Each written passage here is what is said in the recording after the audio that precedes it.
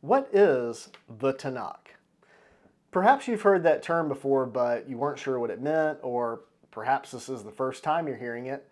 But this video was inspired by a recent discussion that I was sitting in on with a pastor who was doing an Ask Me Anything session with a group, and people were sending in their theological questions, and he was answering them. And a lady who was in the group asked a question where she referenced the Tanakh.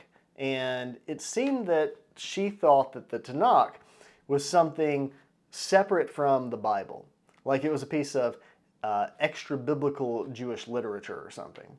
Now, if you haven't heard that term before, then you'll want to be familiar with it because at some point or another, if you're taking your Bible study seriously, you will run across it. But simply put, the Tanakh is simply the term used by Jews to refer to the Old Testament.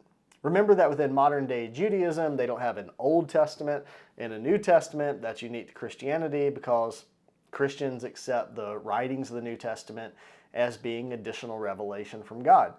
So practicing Jews obviously aren't going to use those terms. For them, the whole Bible are the 39 books that Christians call the Old Testament. And the commonly used name for that grouping of books within Judaism is the Tanakh. But why is it called the Tanakh? Well, it is in fact an acronym made up from the letters T, N, and K. The T stands for Torah, which means law or instruction, and this refers to the 5 books of Moses.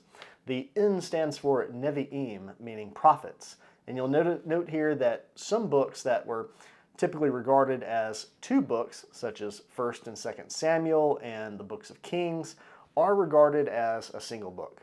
By the Jewish reckoning, there are 8 books within the Nevi'im, and these themselves are separated out into the former prophets and the latter prophets. And the K stands for Ketuvim, meaning writings. The Ketuvim is kind of a grab bag of literature, if you will. It includes wisdom literature, historical works, the Psalms, and at least one book, Daniel, which seems like it might be better classified as part of the Nevi'im. Why Daniel is part of the writings and not part of the prophets is beyond the scope of this video, but if you want to research it for yourself, I can tell you that exploring that question makes for some interesting reading. So there you go. If you ever run across a reference to the Tanakh, then it's just referring to the Old Testament. As always, if you found this video helpful and interesting, then please like, subscribe, and comment, and I will talk to you later.